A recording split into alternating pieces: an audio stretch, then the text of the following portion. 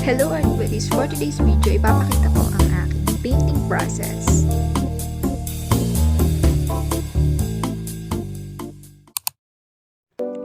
Ang first step na lagi kong ginagawa guys ay kinukulayan ko muna yung background kasi usually ito yung pinakamaraming kinukulayan. Pero depende pa rin to sa reference nyo guys. After nun, yung mismong building na and yung mga natitirang objects sa paligid. Sa step na to guys, hindi muna ako nagmi-mix ng color or nagle-layering. Kung ano muna yung mismong color doon sa reference ko, yun muna yung nilalagay ko. Kumbaga, kinokompleto ko muna. For example guys, like what I've said earlier, layering nga. Yung layering guys, ito yung magdadagdag ka ng more than one color and then i-blend mo sila para mas mukhang buhay yung painting mo. Sa part na to guys, makikita nyo na hindi pa ako nag-mix ng color. Kapag kasi nagmi-mix ka ng color or nagre-layer ka ng color, yun na yung ina-adjust mo yung shade or yung tint. Ito yung lightness and darkness ng isang painting. Ako kasi guys, mas na-enjoy ko yung ganito, yung hindi ka muna kaagad nagle-layering or nag-mix ng color sa first layer mo. Kumbaga yung sa first layer mo, solid colors muna sila.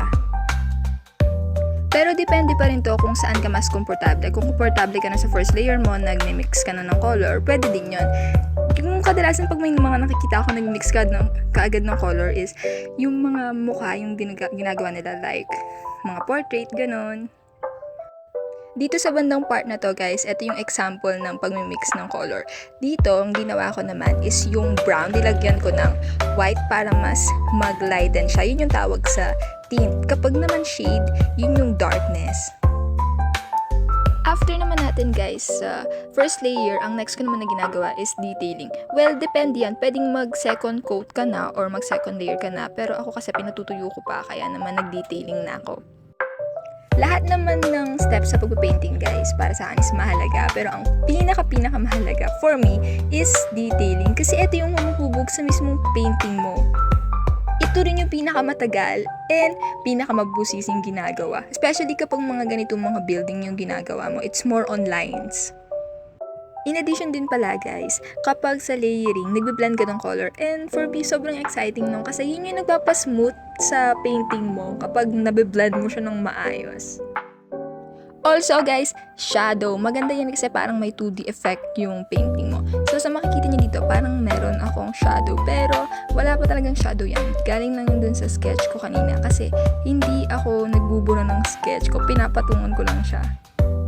Anyways guys, yung pinipaint ko ngayon is isa sa mga napakagandang palabas ng Ghibli Studio, ang Spirited Away.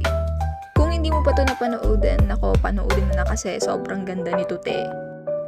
At ayon ang tatlong steps ko sa pagpe-painting: layering, blending, and detailing. And depende na lang sa inyo kung ano yung gusto nyong unahin sa tatlong yon. At depende na rin sa inyo kung gusto nyong gayahin yung steps ko guys.